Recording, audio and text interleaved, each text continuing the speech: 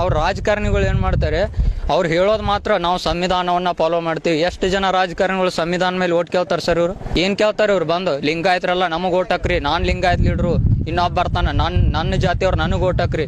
ಮತ್ ಇವ್ರು ಹೇಳ್ತಾರ ನಾವು ಸಂವಿಧಾನನೇ ನಮ್ಮ ಧರ್ಮ, ಸಂವಿಧಾನನೇ ನಮಗ್ ಮೂಲ ಆಶಯ.